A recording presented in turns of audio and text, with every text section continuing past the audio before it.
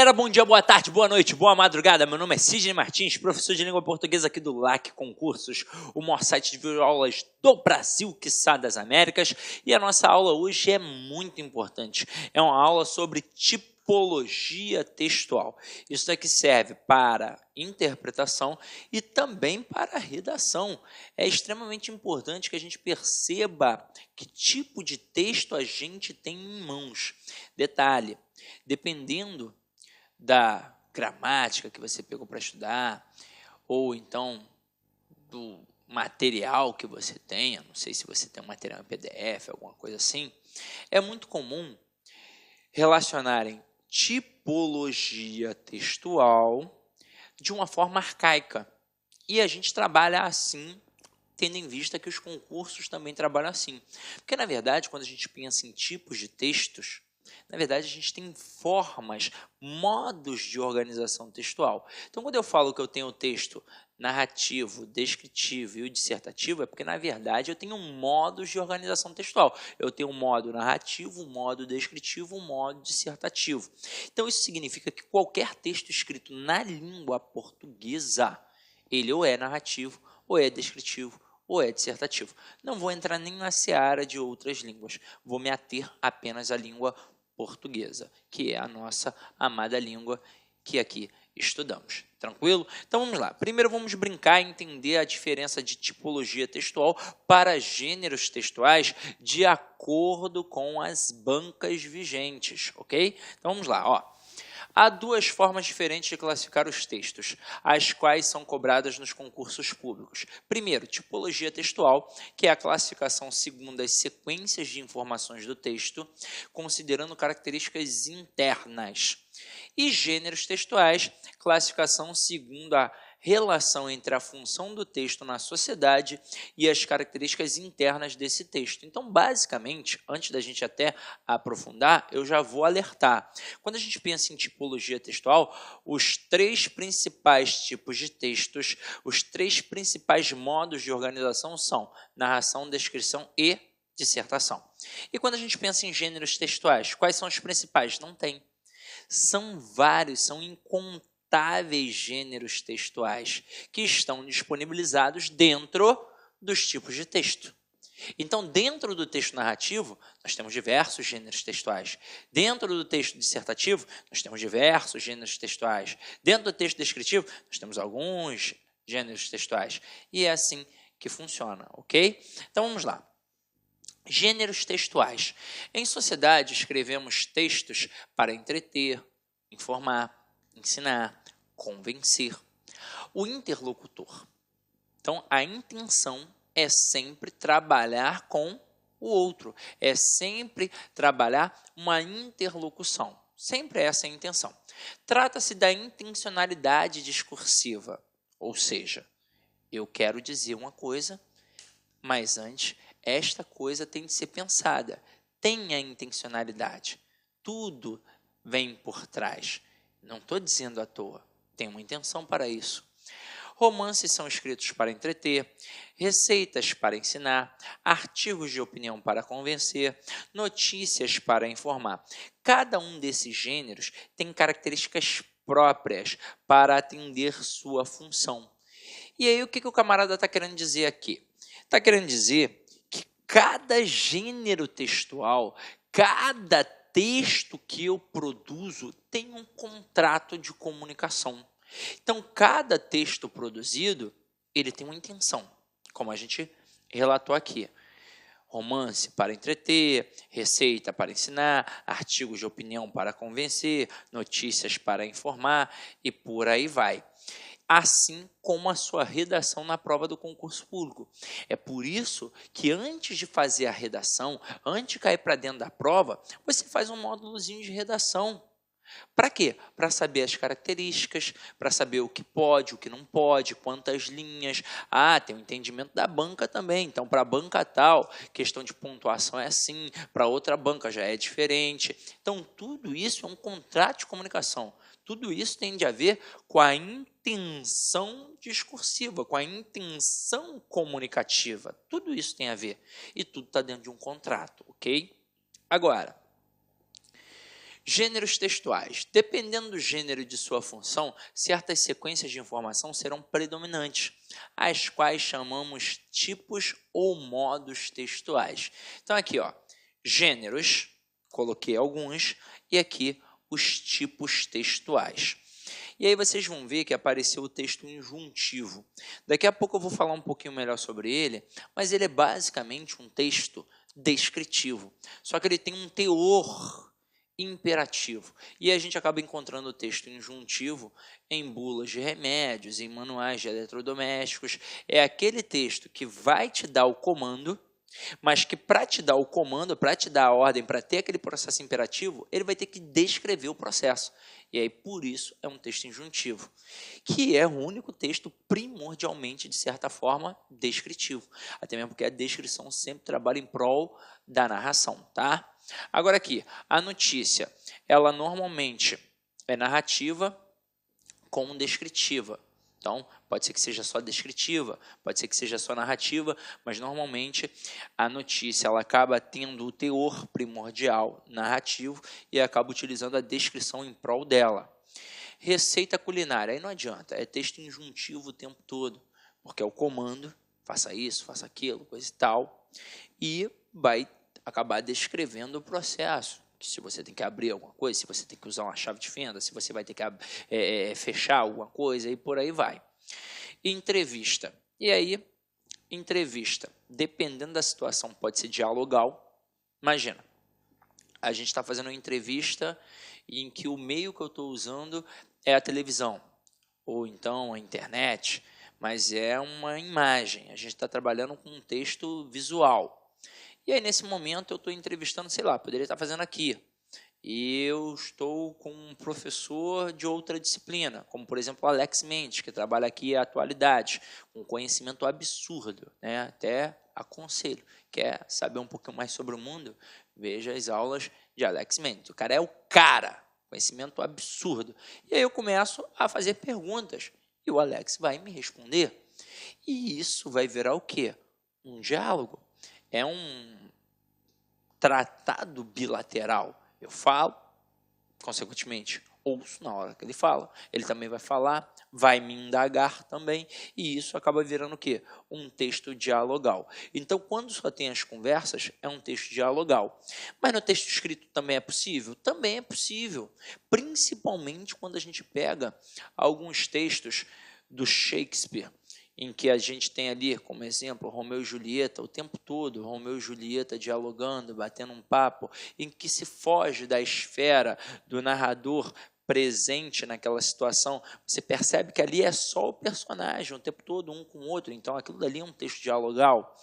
Mas é óbvio que essa entrevista pode ser um texto descritivo, ou então até mesmo visual, mas eu já fiz a entrevista, eu já perguntei tudo que eu tinha para perguntar e agora eu vou relatar de forma narrativa, só que para fazer essa narração, eu vou ter que fazer o quê? A descrição, porque eu vou ter que te situar, você vai ter de entender como é que aquilo aconteceu, onde aquilo aconteceu, quando aquilo aconteceu, como é que foi, quem participou. Então, eu vou contar uma história, mas eu vou usar a descrição para auxiliar. Bula de remédio, injuntivo, descritivo, né, é a essência injuntiva, e reportagem, narrativo e dissertativo.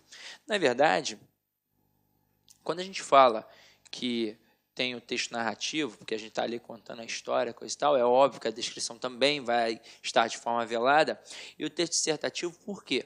Porque se é uma reportagem, pode ser uma reportagem para o convencimento, pode ser uma reportagem econômica, uma reportagem política, sabe? Então, a gente defende ali uma tese e vai trabalhar em cima daquilo dali. Agora, para a gente poder entender isso melhor, vamos pegar as possibilidades. E antes de aprofundar aqui, a gente vai entender de forma ampla aqui. Então, vamos lá. Quando a gente fala em modos de organização textual, que vulgarmente é chamado de tipologia textual, nós estamos falando basicamente de 3 esferas. Aí nós estamos falando do texto narrativo, do texto descritivo e do texto dissertativo. A gente vai, inclusive, entender por que acabam utilizando um em detrimento dos outros, mais nas provas de concurso público. Então, vamos lá. O texto narrativo, ele é fruto de uma imaginação. O texto descritivo, ele é fruto de uma observação. E o texto dissertativo, ele é fruto da argumentação.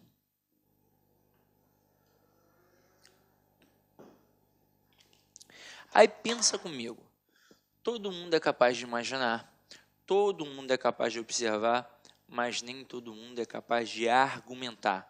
E é exatamente por este motivo que a dissertação acaba sendo mais utilizada nas provas do concurso público, tanto na parte objetiva quanto na parte discursiva, na parte da produção textual. Normalmente, o que você faz? Uma dissertação. Em qualquer tipo de concurso público civil.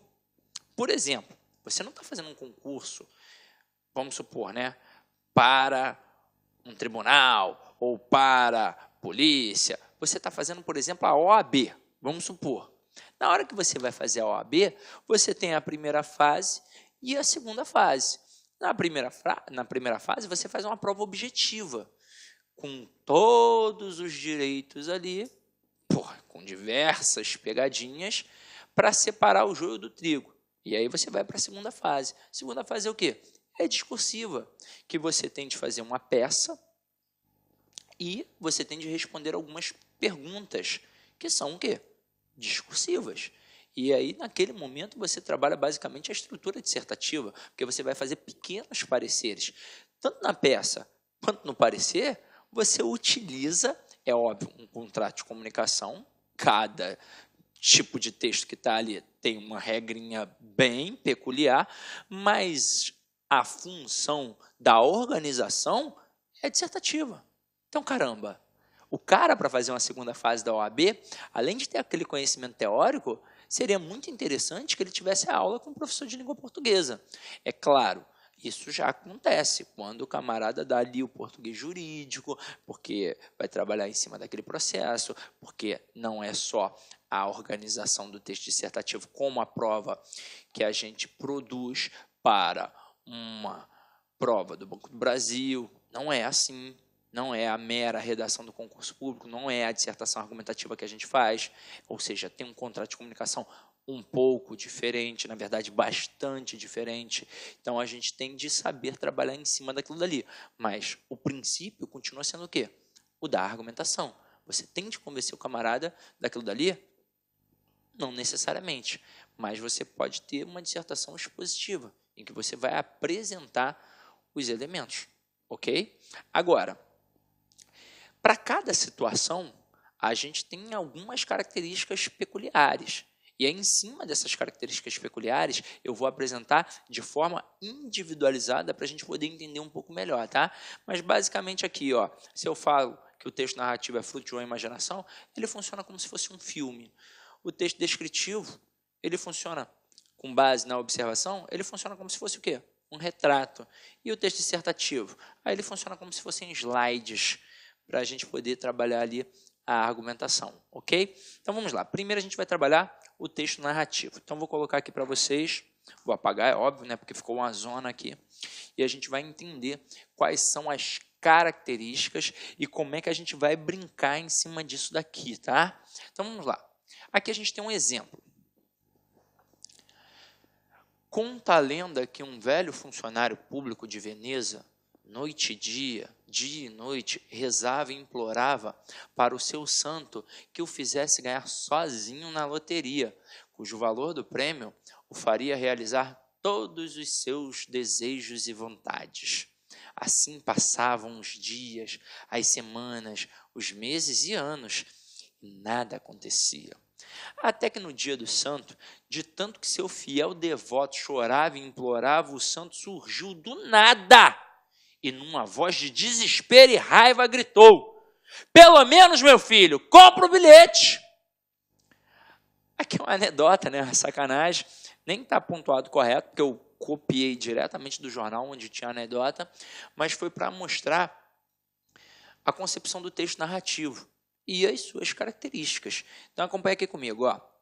Sequência de ações ao longo do tempo, porque tem de mostrar a situação temporal, presença de narrador, personagem, tempo, espaço, enredo e clímax, predominância de verbos de ação, que são os verbos transitivos e os intransitivos, presença de progressão temporal, você vê, né, você percebe que aquilo dali está passando, acontecendo, predominância do presente e do pretérito perfeito.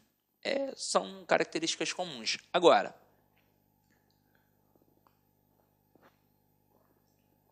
quando a gente pensa nisso, a gente tem de entender que Olá, meus amigos, minhas amigas, sou o professor Luiz Antônio de Carvalho, estou aqui para fazer um convite muito especial para você que acabou de assistir a aula aí, um pedaço de uma aula demonstrativa do nosso professor do Lá Concursos. Nós aqui do Lá Concursos preparamos um super curso online, ponto a ponto do edital e super atualizado para o concurso da PM de São Paulo 2017, com um investimento com o melhor custo-benefício da internet, apenas 10 parcelas de R$ 25,00, você vai ter o nosso curso completo, são mais de 210 videoaulas exclusivas para você, com professores top de linha e principalmente com um projeto pedagógico diferenciado chamado de Personal Coach.